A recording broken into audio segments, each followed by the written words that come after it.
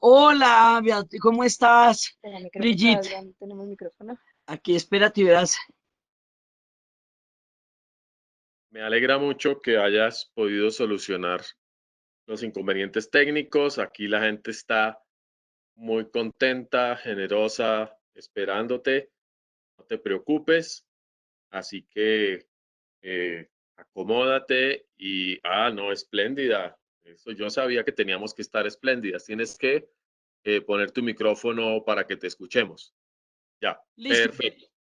aquí ya Bueno, estoy listo. Diana, listo, bienvenida, bienvenida. Eh, Ay, gracias. Gracias por aceptar esta invitación a las charlas con la rectora.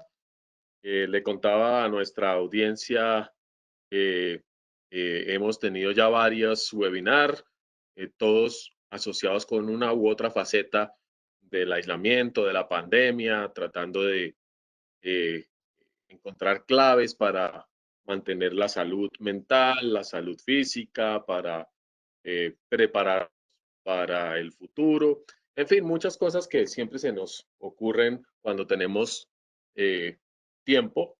Yo no estoy segura de que hayamos tenido mucho más tiempo, pero en todo caso sí lo hemos tenido un poquito en la reclusión y eso cambia las condiciones de la reflexión. Y creo que tu perspectiva como narradora eh, maravillosa de la historia, como una mediadora del conocimiento, a todos nos encanta y bueno, queremos tenerte entre nosotros. Em, ¿No te estamos Me oyendo? encanta. Sí, sí, te No, estamos oyendo. aquí estoy. Y muchas Bueno, gracias. Y para mí, de verdad, perfecto, es un Diana. honor estar acá. Y es muy importante en esta época tener este tipo de actividades. Pues Diana, mi primera pregunta para ti es, ¿cómo te ha ido en estos tiempos de confinamiento? Tú que eres tan viajera. Bueno, pues mira, precisamente estaba pensando lo fluctuante que son como las emociones de este tiempo, o sea, como que cada pedazo del confinamiento ha tenido un humor diferente. Al principio estaba como muy entusiasmada por la novedad, por la transición, por la cantidad de cosas que se estaba estrenando, ¿no? Estábamos estrenando una situación absolutamente excepcional. Eh, entonces era como una cosa donde era la primera la necesidad de explorar en esta nueva realidad tan extraña y tan única. Entonces al principio había como mucho entusiasmo el primer mes, la cosa parecía una gran aventura. Luego, en la medida en que van pasando los días y se van haciendo prolongaciones y prolongaciones, entonces hay uno ve que hay fluctuaciones, ¿no? Hay momentos en que uno tiene cambios de humor, hay momentos en que uno tiene diferentes percepciones y también es importante darle cabida a todas esas emociones porque son emociones totalmente nuevas y inéditas, porque no es una situación que se ha visto enfrentado nunca. Entonces yo nunca me había enfrentado a esto, nadie, o sea, ninguno de nosotros. Entonces resulta que pues esto es como oscilante, ¿no?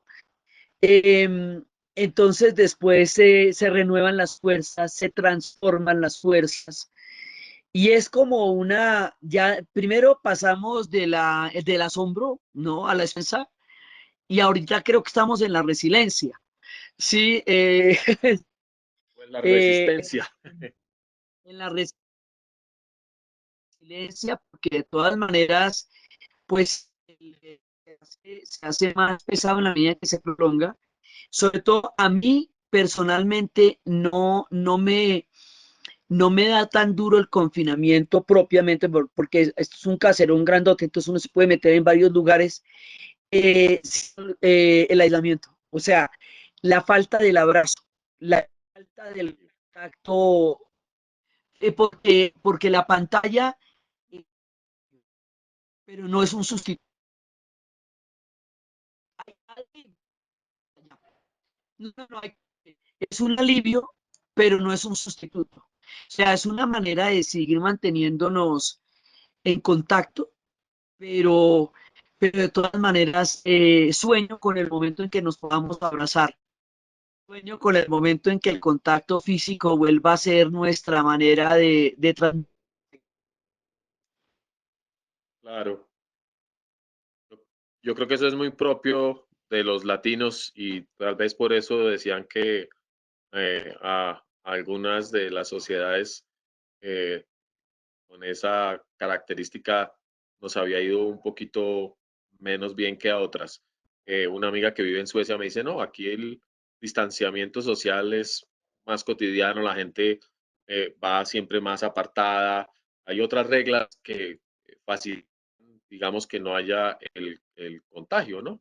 Y eso es muy propio de cada cultura. Y ahora, cuando estás mencionando el tema de embarcarse en un viaje, vino a mi mente la imagen de Cristóbal Colón y la impaciencia de sus marineros, por lo menos en la historia que nos cuentan siempre, de que ya estaban absolutamente decididos eh, a devolverse o a comerse a don Cristóbal llegaban a tierra. Yo creo que hay aislamientos incluso en los viajes más épicos, ¿no? Quería preguntarte Pero además, también hay otro símil, Brigitte, que me parece interesante, y ese símil no solamente de la impaciencia a lo desconocido. Estamos emprendiendo un viaje a lo desconocido. Estamos emprendiendo un viaje en un punto donde estamos en el cambio de paradigmas. Este es el momento en que, muy probablemente el momento en que nuestra idea de concebir el mundo como la teníamos hasta ahora se va a transformar radicalmente. Y esa se,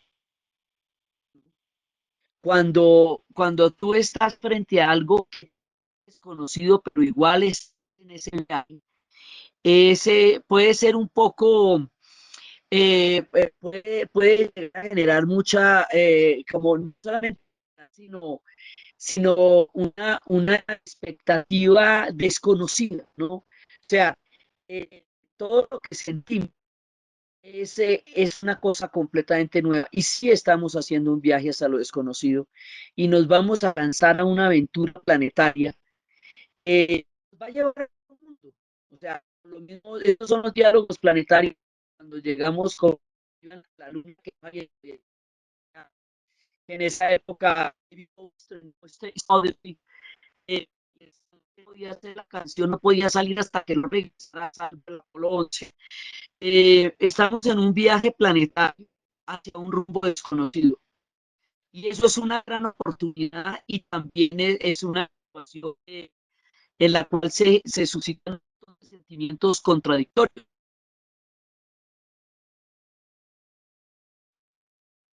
claro, claro.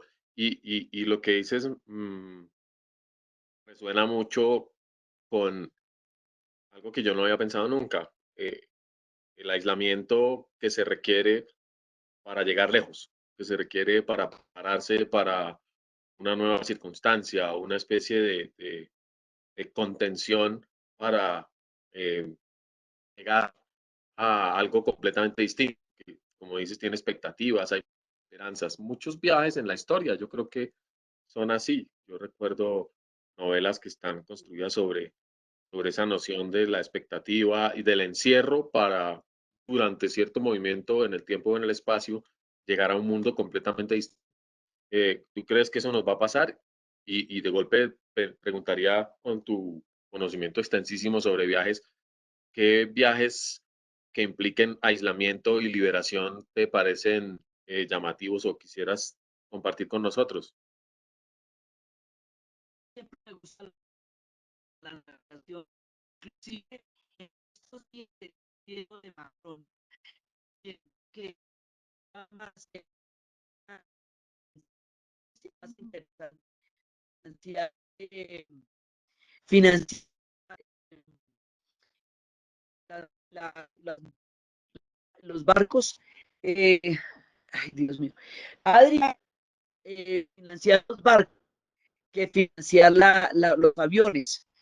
Entonces yo pensaba que si volviera la navegación, es un universo maravilloso, o sea, todo es posible, ¿me entiendes? Todo es posible. Mira, se fue, todo el mundo dice que está, pues que se siente entre...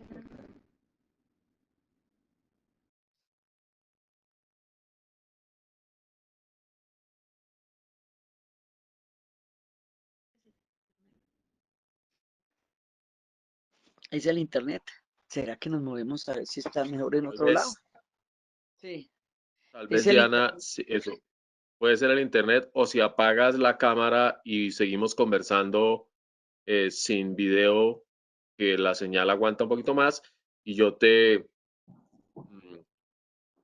te aviso para reconectar. Bueno, listo. ¿Así me están oyendo bien? Yo creo que mejor, sí, mejor. Listo, pues entonces, Sí, sí que mira, mejor.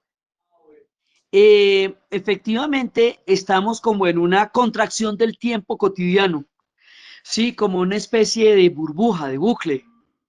Y eso es precisamente lo que no habíamos vivido antes. Entonces, pues, adaptarnos a una circunstancia tan particular, esto será un relato de generaciones en generaciones. O sea, esto en tiempos de la pandemia, sí, va a ser, pero además va a ser un relato planetario, porque no fue una aventura que ocurrió solamente en una nación. Entonces, pues es un momento de desarrollar la profunda creatividad interior, porque hay que lidiar con la incertidumbre y la incertidumbre en un mundo que pretende controlarlo todo, en un mundo que pretende abarcarlo todo, pues es de las cosas más asustadoras, que puede ser más asustador que la incertidumbre en un occidente que se apropió del control del azar. Entonces, estamos en el azar. Y eso, digamos que la lógica, incluso en la lógica de los chinos, que ellos tienen la lógica del Tao, el azar tiene toda la cabida, pero en la lógica occidental no lo tiene. Entonces, genera muchísima ansiedad. Y para eso está la literatura, porque la literatura es la experiencia humana acumulada, son sentimientos contenidos en libros y libros y libros en donde se han narrado experiencias parecidas, en donde las voces de la cultura y de la civilización de la especie humana están al alcance de nosotros, que nos hacen contemporáneos de todos los antiguos que hayan vivido en otras épocas experiencias similares. De esos libros y de esas historias así absolutamente eh, interesantes, ¿cuáles destacarías tú? ¿Quisieras traer una o dos aquí? Bueno, yo destacaría La peste de Camus, porque la peste es la cotidianidad del encierro, la cotidianidad del confinamiento, la cotidianidad, además que habla como, digamos, de que esos confinamientos hay personas a las que les arregla la vida, las personas que tenían una vida bastante precaria resultan beneficiadas de la peste, hay otras personas a las que les complica la vida, o sea, todas las circunstancias que ocurren, porque también a mí me parece que este momento es como, esto desnuda la situación en la que todos estamos, o sea, te muestra tu vida tal cual la tienes, como que se para la cámara y te muestra dónde está tu vida, dónde estás tú. Entonces la peste refleja muy bien ese momento. El tema de a mí me gusta muchísimo de los relatos de todos 100 años de soledad, pero de la parte de los pescaditos de insomnio, y también me gusta mucho el amor en los tiempos del cólera, entre otras cosas porque lo que termina, la fuerza que termina venciendo todo este azar es la fuerza del Eros, y la fuerza del Eros es la fuerza del arte, es la fuerza de la literatura, es la fuerza del amor. Después de esto, cuando ya las cosas sean más seguras, la necesidad del abrazo será tan vívida como la del agua, porque esa es la otra fuerza que nos mueve, la fuerza del Eros.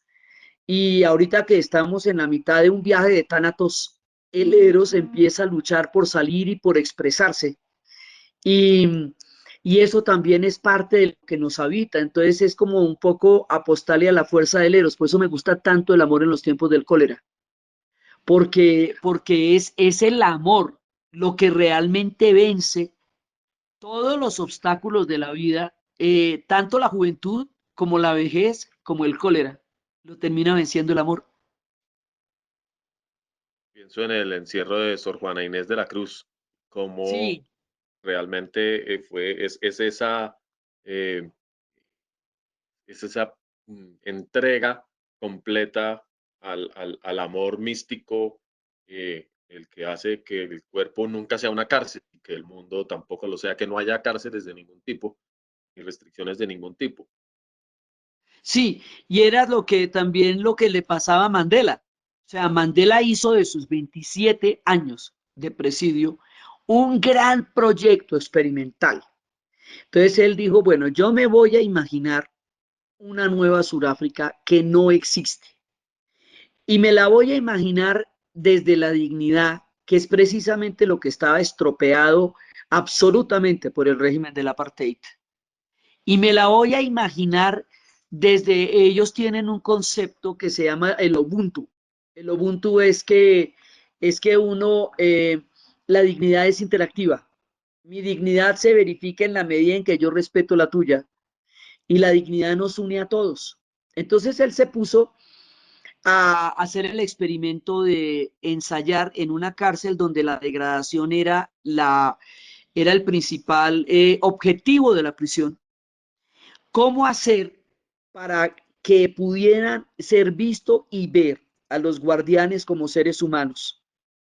Entonces, en ese momento, él se pone a entenderlos, cómo es, cuál es su idioma, es el africáner, cuál es su literatura, cuáles sus valores. Y entonces ahí es cuando descubre que el rugby para ellos es una cosa importantísima y eso será lo que va a unir a Sudáfrica en el futuro. Entonces él se pone a analizar eso y se pone a decir que efectivamente que él tiene que pasar, trascender el miedo y trascender el odio, porque el miedo y el odio son los que lo mantienen prisionero en realidad. Sí, son los que lo mantienen prisionero. No sé si está bien con el video acá, ¿me oyes bien? Creo que oímos perfecto y Ah, bueno. el Entonces, video, pues sí, entendido. mejor no intentemos, Entonces, más adelantico nos volvemos a ver con nuestro público, pero creo que se está viendo muy bien. Sí, la gente nos dice, nos confirme que se oye muy bien, así que adelante, Diana. entonces, lo que él hace es que, porque aquí hay una cosa que me parece que es un aprendizaje muy importante, Brigitte, y es que el odio y el miedo sí son prisiones. No es el confinamiento mismo, es el odio y el miedo. O sea, cuando tú haces esa eco universal, aceptas la prisión en tu mente. ¿Sí? Cuando todo que se está hablando y todo esto llega a entrar en tu corazón, el confinamiento se mete en tu cabeza, ¿sí? Y el otro, que es más aburridor todavía, no soluciona nada, el considerar que cualquier otra persona, odio tu una situación de estas, pues eso hace peor todo para ti y para la otra persona, ¿no? Porque finalmente el odio es una cosa como una cosa que se toma una persona, un veneno que se toma el uno para que le haga daño al otro. Entonces es muy importante entender en este momento el respeto, la dignidad, el cuidado, la compasión, sobre todo al personal médico que está poniendo el pecho frente a en la línea de frente para poder salvar a una especie, pues o sea, lo que están haciendo los médicos es tratando de salvar a una especie, ¿sí? Que es la especie de los humanos. Entonces, es importante cuando se vea a un personal de salud, ver en él o en ella o en ellos, ver a alguien que está luchando por la especie humana y que merece toda la solidaridad, todo el respeto y todo el apoyo. Y así con todas las personas humanas, las personas mayores, que son la experiencia y el relato de lo vivido en el cruce de los siglos. A esas personas, las personas mayores, los seres del crepúsculo que llaman en China, esos son los seres que tienen el conocimiento de la rueda de la vida y la muerte. Su información es absolutamente importante. O sea, nadie nos sobra, todo el mundo se necesita en este momento de caótica transición en la que estamos. tú llamas la atención sobre la empatía con quienes por elección o condición acabamos o acaban encerrados. Y creo que eso es un llamado muy hermoso para repensar muchas de las cosas que hacemos los seres humanos y que son en este momento, o por lo menos en nuestra cultura, muy cuestionables. Eh, Se ha dicho, el tema de los ancianatos, de las residencias para personas mayores se convirtieron en el sitio por excelencia de expansión de la pandemia.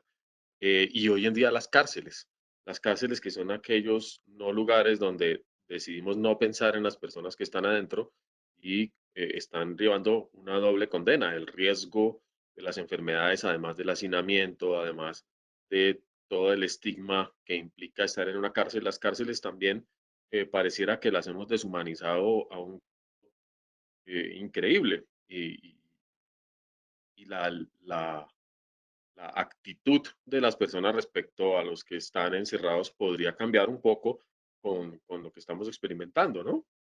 Claro, además porque siguen siendo padres, madres, hermanos, esposas, hijos de la comunidad, ¿no entiendes? O sea, no son seres alienígenas, son parientes todos también. Entonces, ahora, eso es una cosa que debemos aprender de las pandemias. La, la exclusión y el odio y la segregación ha sido característico de las pandemias. Eso no lo deberíamos aprender. En la Edad Media, las comunidades judías eran mucho menos proclives a la pandemia porque tenían un sistema de higiene mucho más eh, saludable, pues digamos, por el baño, por el cambio de sábanas, porque tenían una cantidad de condiciones, mientras que las personas de la comunidad europea dormían todos en el establo, el señor, la señora, el marrano, la oveja, la pulga y el perro. Entonces, y en esos inviernos, entonces, mientras que las comunidades judías pues tienen todas las estrictas, tienen el sabbat y tienen el baño y tienen los cambios de sábanas y la alimentación, entonces en una época les dio, y eso está en la novela, eso es una parte como de trasfondo de la novela Narciso y Golmundo de Hermann Hesse, les dio por perseguir a la comunidad judía, porque en la medida en que eran menos proclives al contagio, creían que ellos habían traído la peste. Entonces, esa idea de creer que el estigma o el rechazo a una parte de la comunidad humana va a solucionar de alguna manera tu miedo, es uno de los lecciones de la historia que nos las debíamos aprender de una vez por todas, hombre. O sea, esto ya lo hemos vivido, ya digamos, ya una y otra vez la humanidad ha tomado sectores de la población como chivos expiatorios para tramitar su miedo. Sí, el odio no es sino un trámite perverso del miedo, que también es una, es una mala idea. Entonces, aprendernos esa, ¿sí? Por lo menos esa. Y aprendernos el absurdo de la guerra, ¿no? O sea, en este momento que se está peleando cada vida humana, pues reevaluar la guerra, inclusive el lenguaje bélico, o sea, no estamos librando una batalla, no es una batalla, no es una guerra que debemos ganar. El lenguaje bélico también hay que cambiarlo por un cuidado, por una nueva información de nosotros como especie y de nuestra relación con la naturaleza. Y fíjate que las mujeres que están, porque es que también esto nos lleva al retorno a lo femenino. O sea, este lenguaje de Jacinta en Nueva Zelanda o la manera como Taiwán, como todas están mirando están mirando la situación de una forma diferente, ¿sí? O sea, es mucho más invitador psíquicamente si estamos hablando de un cuidado colectivo, que si estamos hablando de una batalla épica. Ya la guerra en el siglo XX y en el siglo XXI se instaló como la única manera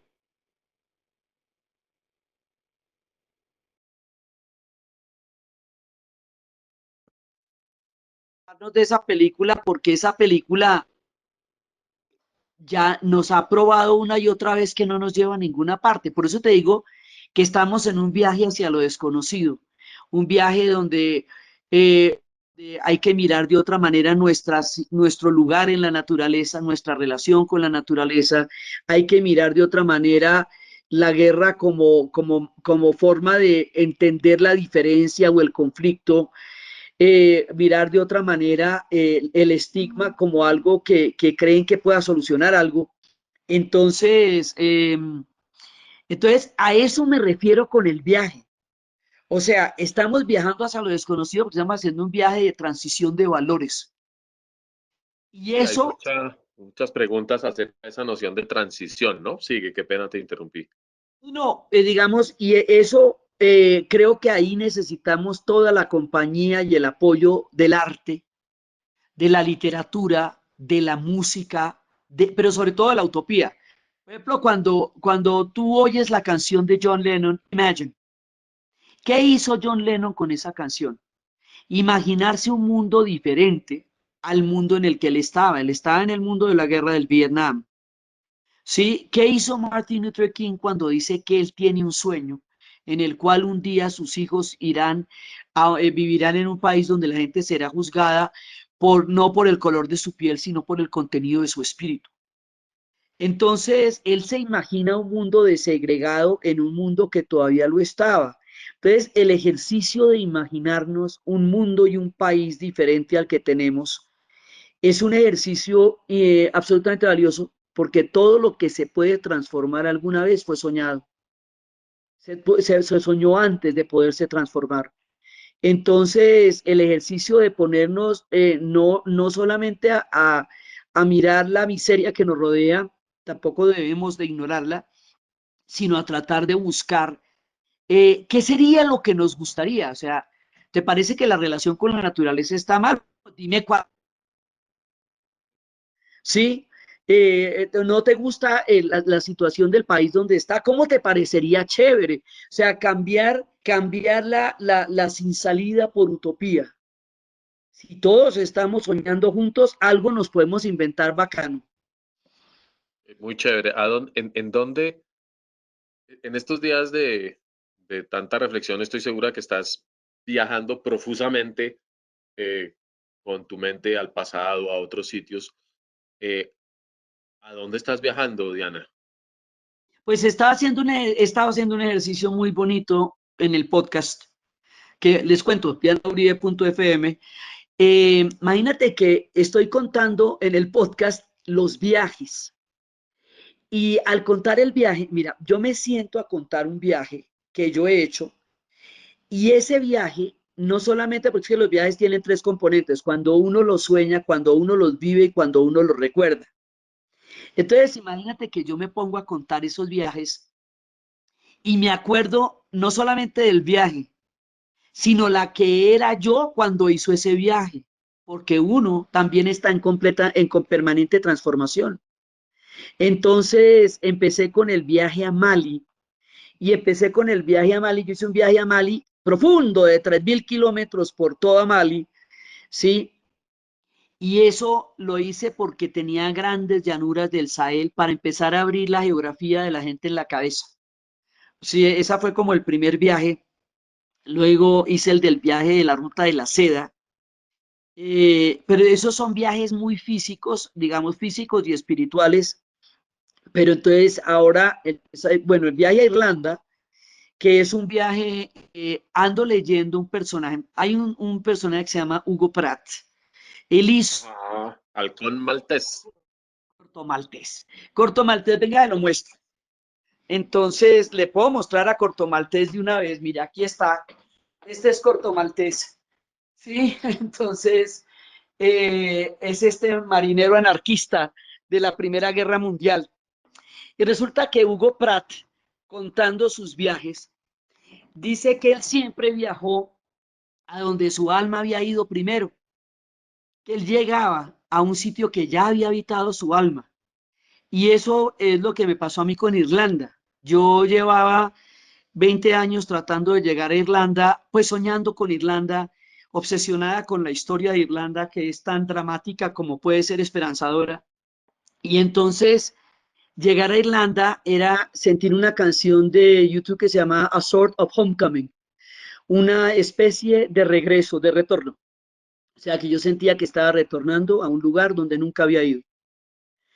Y entonces, esa que viaja a Irlanda, esto es en el 2016, es en pleno, en los tiempos digamos, como de apertura del proceso de paz, y luego volví en el 2018 con los 20 años del acuerdo de paz del Viernes Santo.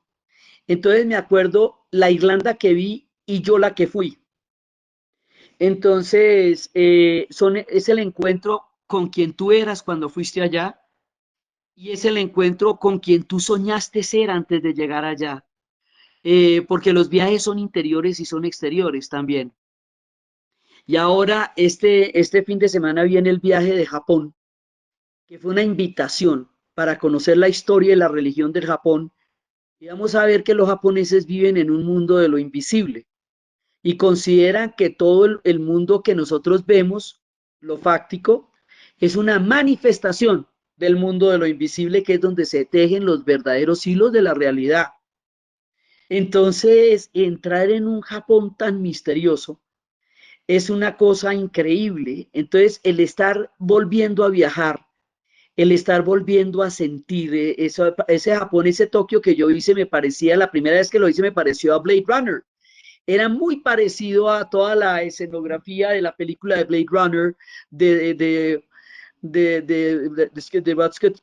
en los ochentas. Entonces, pues, estoy recreando esos viajes y esa experiencia me ha dado una cantidad de significados, de miradas y también pone a la gente a viajar porque viajar es la manera de conocer al otro, de respirar su aire, de comer su comida, de entender por qué el arte en Europa es pálido, pues porque los colores y la luz de ellos son pálidos y los nuestros son sumamente encendidos, ellos no tienen heliconias. Entonces, en la pintura, ¿por qué pintan así? Sí, entender uno, digamos, en Egipto, cuando uno sale y ve que los perros son como los pintan en los jeroglíficos y los gatos también y los egipcios también, no es algo tan exótico, es que así son los egipcios. Entonces, ver esa relación entre los jeroglíficos, la gente de la vida cotidiana, te explica por qué. Sí, viajar es absolutamente necesario para abrir la imaginación y ensanchar el espíritu. Y los viajes imaginarios, Diana, yo visité Ganímedes, no sé si conociste esa famosa La historia. oí mental, nunca la leí, pero los viajes imaginarios, fíjate, Edgar Allan Poe que conocía todas las calles de París y nunca fue, o Kant, que entendió el universo sin haber salido de ese pueblo de Königsberg, que Machado le decía esa historia de Tartarín de Königsberg, con el puño en la mejilla, todo lo llegó a saber. Me preguntan, y vamos a darle paso a nuestros oyentes, muchas cosas.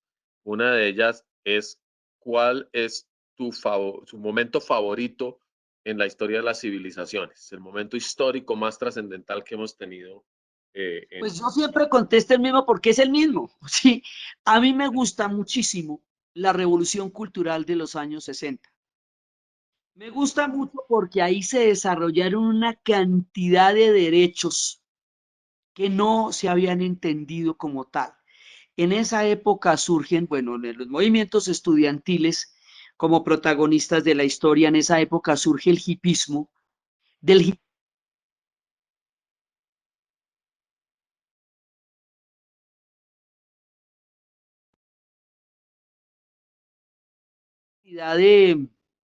de transformaciones que hoy, o sea, todos los referentes ecológicos en una gran medida surgen del hipismo. Del hipismo salen el feminismo ya como movimiento, como movilización. Del hipismo sale todo el cuestionamiento al racismo, el cuestionamiento a la historia escrita por los ganadores. Salen los movimientos LGTB por primera vez en Stonewall. Eso tiene una cantidad de hitos. Woodstock, el Mayo francés, Stonewall, cada uno de esos momentos que pasaron allá dieron lugar a una mirada más humanista de la cultura y del mundo, pero además con una banda sonora fantástica, porque cada uno de esos momentos está cantado. O sea, es una historia que primero se cantó antes de contarse. Entonces, tiene una manera y que además transformó la estética, las artes gráficas, la serigrafía, es una revolución cultural, es una revolución a muchos niveles. Por eso Y me eso es parece tan importante. como salir del closet, ¿no? Saltar del closet afuera es lo que nos ha pasado en estos últimos 40, 50 años y de golpe lo que ahora con esta pandemia nos va a suceder es que tengamos que hacer un salto mucho más global afuera de lo que se estaba eh, reprimiendo adentro, ¿no?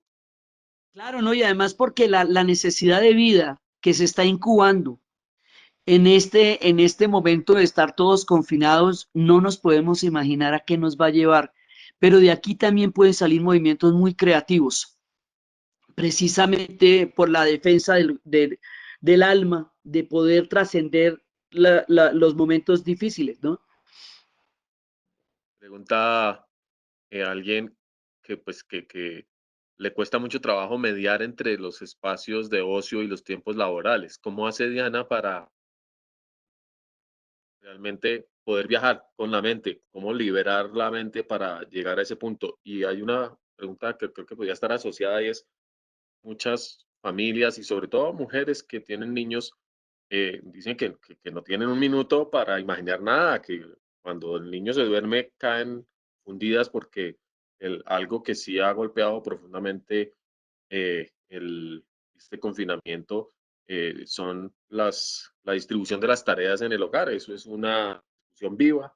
Yo creo que la tenemos todas las familias y cómo traemos el trabajo a la casa y cuánto tiempo compartimos entre todos. Porque es un momento para reencontrarnos, pero no necesariamente las condiciones del reencuentro que tienen que ser más que físicos se están dando. ¿Cómo ve Diana eso en la historia también? Pues eso es una cosa también muy compleja porque precisamente se están dando relaciones familiares que no se daban desde hace muchos siglos, cuando las familias estaban en un, digamos, eran clanes y estaban en un castillo o en una comunidad, toda la familia todo el día junto. Eso desde la Revolución Industrial no se da. Entonces, entonces por un lado, pues es el manejo emocional de la educación de los niños, no solamente el manejo de contenidos, sino el manejo emocional. Es un reto, eso sí que es un reto muy grande. Mis hijos ya son grandes, eh, entonces, entonces esa situación no es la situación que yo tengo en este. Sí tengo muchos amigos que están criando en este instante y entonces ahí sería un acompañamiento emocional a los niños, no solamente de contenido, sino emocional a los niños para que aprovechen ese momento para entender otras partes de la casa, otras partes de la familia. El nivel de agotamiento de las madres es muy berraco. Eso, mejor dicho, eso sí es cómo encontrar un poquito de intimidad en ese momento, creo que es una cosa mucho más difícil. Y entre el espacio laboral y la creatividad, yo pienso que una cosa es no presionarse tanto a ser productivo, digamos, también darse el tiempo del ocio, de mirar al techo. Sí, tiempo que no tenemos cotidianamente para pasar una mañana entre la cama. El fin de semana, a mí que me gusta, pues a mí me gusta también la pereza, me parece productiva e importante. Yo Sí. no tenía que presionarse. Hay una cosa que es importante, no fingir normalidad en tiempos anormales, porque entonces todo Ah, se caotiza. O sea, tú quieres que todo te funcione como te funciona cuando estás en la vida normal y nada es normal. O sea, todo es extraordinario. Entonces hay que asumir lo extraordinario de la situación y volverse creativo frente a... No te van a poder salir las cosas como te salían antes porque no son así. Hay que transformar todo, las relaciones. Ahí está el reto, ahí está el viaje a lo desconocido. Cómo se yo maneja creo la que cotidianidad en lo extraordinario. eso es muy bonito y creo que con eso podemos ir terminando aunque voy a estirar unos 15 minutos más para compensar que empezamos tarde. Y los invito a ustedes a que si tienen el tiempo nos sigan acompañando porque esto está muy, muy interesante. Eh, el tiempo de lo extraordinario. Y yo siempre interpreté la palabra de lo extraordinario como esta, los viajes extraordinarios, lo que todos estamos esperando en la vida, que suceda algo extraordinario, porque lo ordinario pues no tiene mayor sentido que lo rutinario, y sin embargo hay que combinar las dos cosas.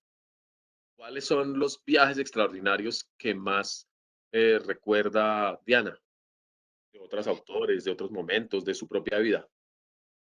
Tuve la oportunidad de ser invitada a navegar en el buque Escuela Gloria, en el Bicentenario. Eso es una cosa del otro mundo, porque resulta que yo siempre me he creído marinera sin haber navegado, el mar me alucina. Entonces hay un cuento maravilloso de Jorge Amado que se llama La muerte y la muerte de Quincas Barras d'Agua. Y entonces es una persona que fue un burócrata y a los 50 años cambia completamente su vida y se mete en el mundo de la bohemia de Salvador de Bahía. Y decía que era un marinero, pero nunca había navegado. Y para no ser spoiler, la novela lo lleva a su destino de mar. Eso la gente lo tiene que leer y se muere de la risa porque es fantástico. Entonces yo siempre me sentía como Quincas, una marinera que nunca había navegado. Y en aquella ocasión, el comandante del Gloria leyó en una entrevista que yo nunca había navegado y me invitaron de Río de Janeiro a Mar de Plata. Y entonces, en ese momento fueron 12 días en alta mar. Y esa es de las experiencias más extraordinarias. Por todo, primero, por la perspectiva de cómo se ve el cielo desde un mar es tan grande que el buque es como un manimoto. Yo me sentía como un manimoto en la mitad del océano, o sea, era una cascarita.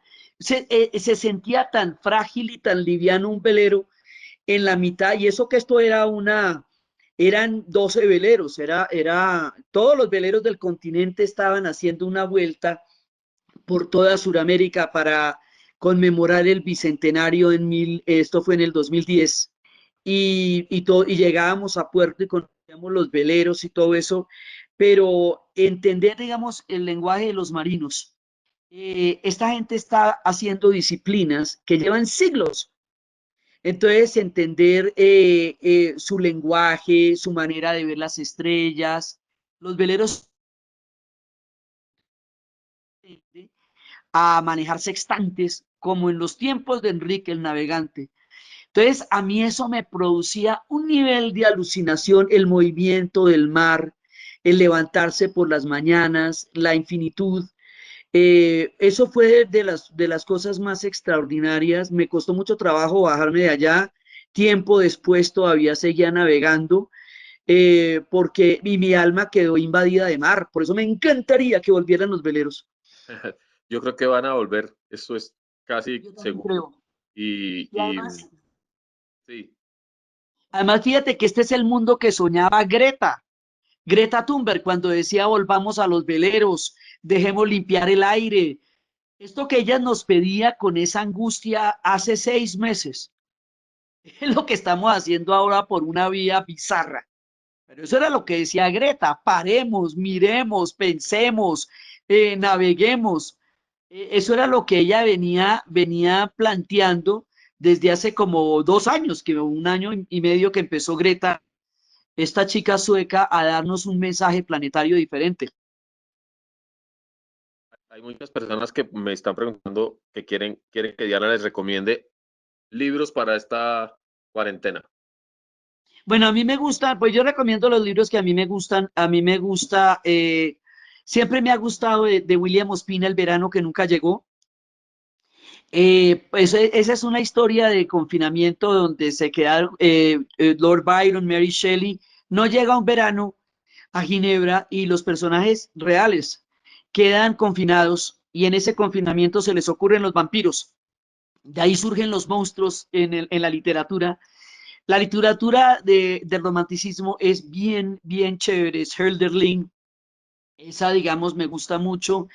También, bueno, siempre, lo que te digo, leer a García Márquez, ahí volverse uno a leer Cien años de soledad o leérselo, porque yo me lo he leído muchas veces en la vida, pero es que cada vez que lo leo, me leo un libro diferente, o sea, cada vez que lo leo se me aparece un libro distinto. Entonces, me gusta mucho ese. He estado leyendo La pintora del hielo, que es una historia de una mujer en Islandia que nos recorre de un nivel de detalle sobre la vida en Islandia que le hace uno sentir casi pues la sal del arenque. Recomiendo mucho los libros con descripciones detalladas porque esas descripciones detalladas se instalan en tu mente y se vuelven sabores, se vuelven imágenes, eh, te dan, o sea, te alimentan, le dan comida a la mente, ¿no? Porque en la medida en que uno se mete por acá, en esos lugares, entonces también está la poesía, que siempre ayuda al alma, y también están las historias interiores que ayudan a resolver en un momento dado las travesías emocionales por las cuales uno esté. Pero digamos, bueno, el ensayo sobre la ceguera de Saramago, de tiempos de literatura y pandemia, eh, hay, digamos, como Cortázar. Ay, Cortázar es maravilloso. Borges, los cuentos de Borges, las ficciones de Borges, eh, digamos, te transforman la realidad, te la cuestionan y te dejan montado en unos laberintos increíbles. ¿Te acuerdas pues, las ruinas circulares? Hay unos cuentos de Borges donde uno queda atrapado. Entonces, ese tipo de grandes historias, digamos, Mujeres que corren con lobos, es un momento, como es un momento de introspección interior, es una hoja de ruta para entender una transformación de lo femenino en este momento. Todos esos viajes interiores yo creo que en el confinamiento podrían definitivamente liberarnos de muchas de nuestras propias fricciones, de que nosotros seamos una cárcel para nosotros mismos. Yo navego mucho por Google Earth y recuerdo eh, la fascinación que desde niña tenía por los mapas y por los atlas, cómo usar los atlas Ay, para yo viajar. comparto eso. Mira, es mi obsesión. Los Ajá. atlas, qué maravilla que nos encontremos en eso, me encantan. De los mapas y de esos viajes fantásticos, alguno que quiera recordar, compartir. Bueno, yo es que lo que pasa es, por ejemplo, yo tengo una locura por los atlas históricos y me encantan los atlas de colores y me encarreto con eso, me pongo a mirar todos esos atlas y a imaginarme, me fascinan esas rutas que se describen. Todo eso yo alucino con los atlas realmente. Y pues los viajes, además que fueron los viajes los que inspiraron a los viajes, fue Marco Polo el que inspiró a los navegantes.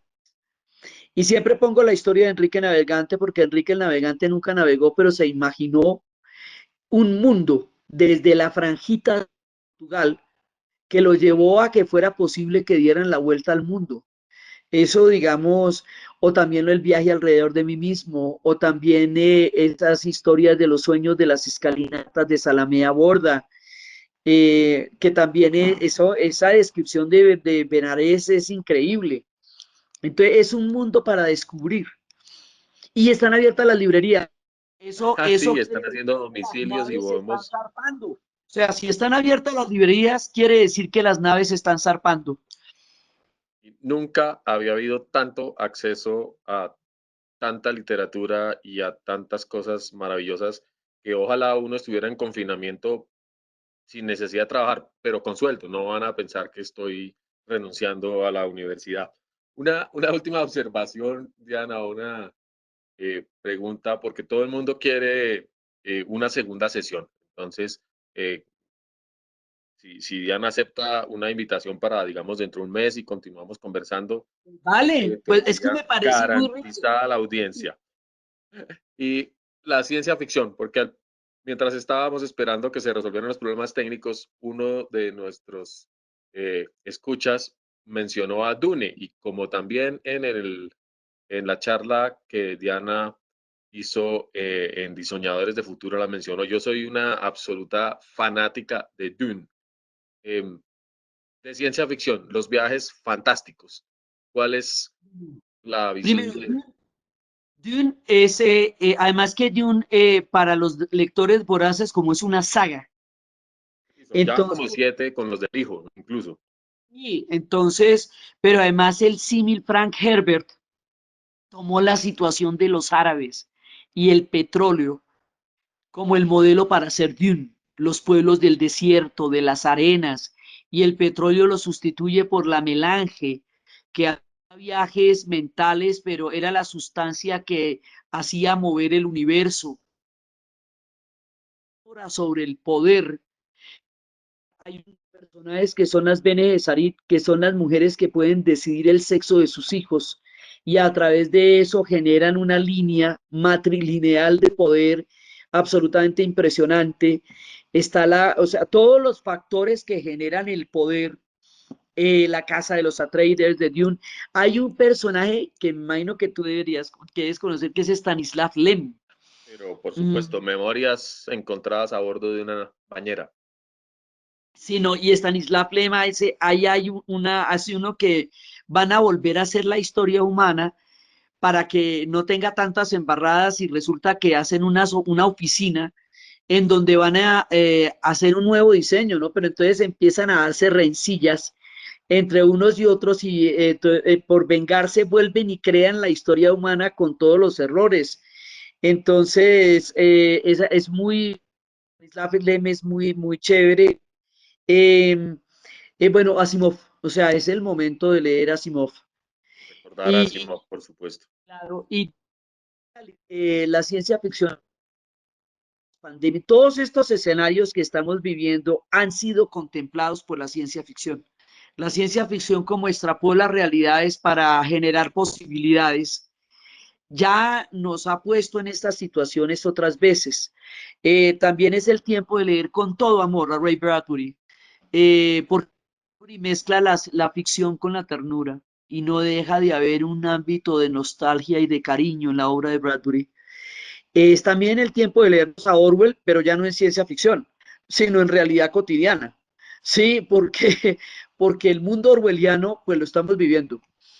Entonces, puede que no sobre un modelo estalinista como él lo hizo, pero igual estamos viviendo muchos elementos del hermano y es importante leer eso para mantener crítico el pensamiento, los discursos hegemónicos, que es buena idea revisar.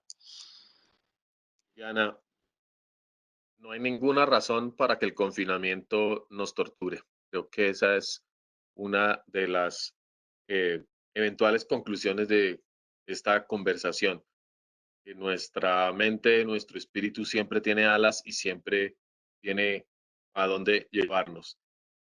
Muchísimas gracias por compartir con nosotros este rato. Muchas gracias por la generosidad, por el tiempo y por tus palabras. Espero que nos encontremos en otras charlas con la rectora y seguramente en otras partes para seguir compartiendo nuestra experiencia con los EANistas y con todas las personas que nos han visto, a quienes agradezco de nuevo su cariño y su generosidad. Muchas gracias y nos vemos en 8 días. No sé si Diana quiera decir No, algo de yo quiero despedida. primero reiterarte a ti el agradecimiento y el honor que me haces y a toda la comunidad de la EAN, pues un abrazo muy fuerte y nos seguiremos viendo y a leer, a pintar, a escuchar música, a soñar. A inventar mundos, que para eso es la cabeza. Hasta A luego. inventar mundos porque lo que uno se inventa, todo lo que se ha hecho, te tiene que haber soñado primero.